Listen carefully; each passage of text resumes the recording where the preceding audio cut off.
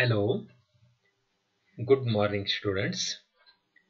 Myself, Dr. K. M. Khalkar, Department of Botany, KTHM College, Nasik. Students, in the last lecture, we have already started the chapter that is the floriculture, under which we have covered the first one, flowering crop, that is the aster. And today, we start the second one, flowering crops, gladiolus. Friend, the gladiolus belong to the family Iridaceae. The name gladiolus was originated from the Latin word gladius, meaning a sword, on account of the sword-like shape of the foliage. So, the gladiolus is a sword lily, also named as this plant sword lily because its sword-shaped foliage, its sword-shaped leaves are there. So, on the basis of that, a name is the sword lily. The gladiolus is popularly known as a green of bulbous ornamental plant, and it is native to Mediterranean region and tropical South Asia. This plant, that is the gladiolus, grown in all parts of the world. In temperate countries, the most important period is summer. In tropical, subtropical climate, and it is grown in winter and spring is there. The uses, when we are considering the points like as the gladiolus uses, it is very popular flowering plant in international cut flower trade. Its magnificent inflorescence with a variety of colors has made it attractive for use in herbaceous border, wedding pots, and for cut flowers. For cut flowers, the primulines types are better as more spikes often comes out from the corm and they may be planted in isolated border. The gladiflorus or grandiflorus of primulines type look very attractive in mixed flower borders. But the primulines types are preferred as these do not staking and so are also good for breeding purposes is there. Varieties. Friends, see this picture. How looks a beautiful of these gladiolus varieties are there. So in this nature, how this a beauty which will be takes place very easily with the help for this plant gladiolus. The American beauty, the most promising varieties of this gladiolus. They are the American Beauty red in color, the French Chief pink in color, Nova Lux in yellow color, Peter Pierce in orange color, the Priscilla the white and the light pink in color, the Spick and Span orange in color, the Oscar red in color, the White Prosperity white in color, a red Candyman Rani color in we will say, the Dhanvantari purple in their color, the Sunny Boy purple in their color. So friend, all these are the variety of gladiolus. Then the next one point, that is the method of cultivations of gladiolus crop. Commercially, gladiolus is vegetatively propagated to corm, or we will simply say, and the cormales are there. With both the way we are cultivated it. For cut flower production, the gladiolus is propagated by corms. However, for generation of the planting material, it is propagated by cormales are there. The gladiolus is propagated by corms at least 4 to 5 centimeter in diameter corm is required there and it should be healthy and disease free.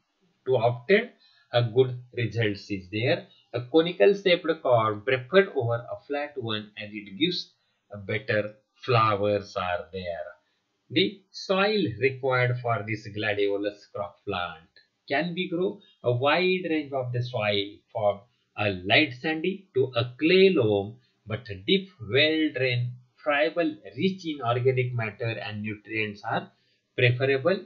Generally, slightly acidic soil is required for cultivation of gladiolus. The pH should be 5.5 to 6.5, where most of the nutrients become available to plants. Whereas the Liu et al. In 1998 found that the caramel germination was suppressed when the soil pH is more than 7.8.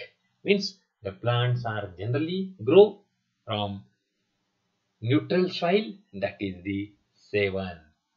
If it is more than 7.8, that will shows the suppressed growth. A climate for successful cultivation of this crop, mid climate is ideal, while very hot and too cold atmospheric conditions are harmful is there. The day temperature would range between 15 to 20 degrees centigrade. Temperature falling below 6 degrees centigrade may cause frost injury to the plants. And at the time of planting, the soil temperature should not be less than 10 degrees centigrade is there.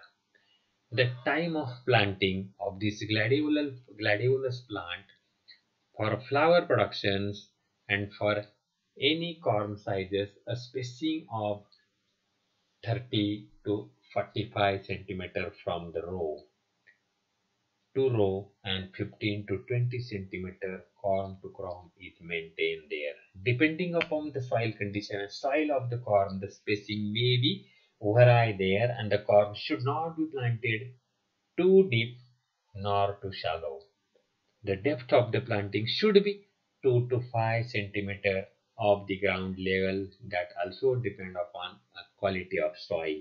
And the corms are to be planted in staggered manner at the interval of 7 to 15 days to get continuous flower for a long period. The nutritional requirement or the fertilizers like as the NPK as well as the farm and manure is required there. Then the intercultural operations, what will be required there? Like as the soil frequency of irrigation is needed there, that depend upon the soil type is there. Warm weather watering should be done twice a week. A gladiolus crop must not be allowed to suffer from water stresses, and the regular irrigation at the interval of 5 to 10 days depending upon the weather is necessary. Mulching is also important to this crop plant. Mulching is important for conserving the moisture and reducing the weed population. Its effectiveness is depend upon the type of material and thickness of mulch used. And the mulching is done between and across of the rows are there. The care should be taken to mulch the beds only when there is a sufficient moisture, otherwise it will be not served as any purpose. Earthing up. Earthing up, that is usually the gladiolus corm need 12 to 15 days for the sprouting. Initial few days the corm should not disturb except the removal of the initial weeds. But after that, once the plant attains to a height about 15 to 20 centimeter, a light earthing up is required there, necessary there. And at this stage, if the weather is dry, amount water to be applied after the earthing up. Earthing up means soil which will be give support to the base, to the stem of the plant is there. With the help of that, they are flourish well. When the plant will be 5 to 6 leaf stage, a second earthing up is done there. With the help of that, it will be grow properly. And after that, when there is the 5 to 6 leaf, a plant should be a stake is required there. With the help of bamboo stick or the other way is there. And the harvesting and the yield or local market, gladiolus is harvested when the lowermost pair of the floret is fully opened. For distant market, harvesting is usually done when the lowermost pair of the florist has just down the color. For local market, harvesting is usually done in morning hours. For local market, it is advisable to send the flower in the bucket is there. So, and however, for distance market, these are packed gently in some suitable cardboard boxes, wrapping with loose paper. And the yield generally the approximate yield of the flower spike would be around 2 lakh per hectare is there. So that is the yield of the flower.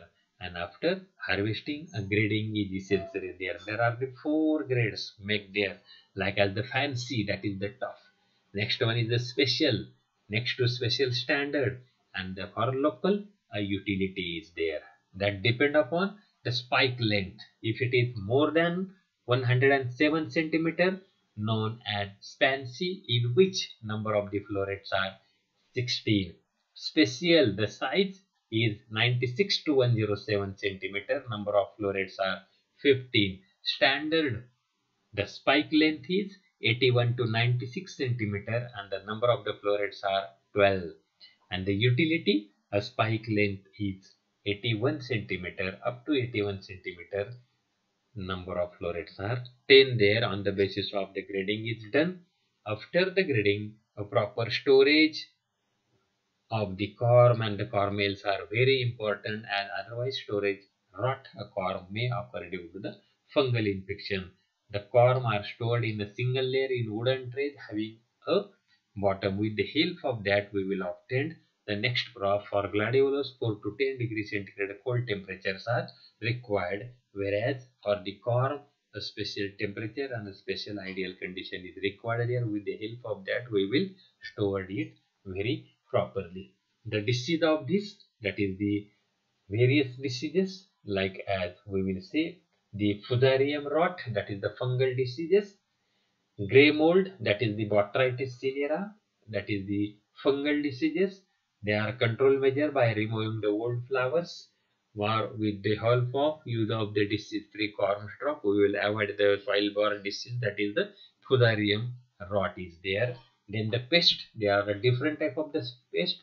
They are controlled with the help of spraying the malathion, like as the thrips, aphids, mites, caterpillars, etc. All these are the various type of the pest and the diseases of the gladiolus crop. So friend, this is the gladiolus flower. See here in this picture, a different type of the gladiolus flowering looks their beauty, and with the help of that we will obtain a quality of the flowers are there and more profit from these cultivations of flowers. So in this way we have considering a true crop. In the last lecture we have considering the aster flower, whereas in this lecture we have considering the gladiolus flowering is there. So this one is the best flowering, and thank you friends here.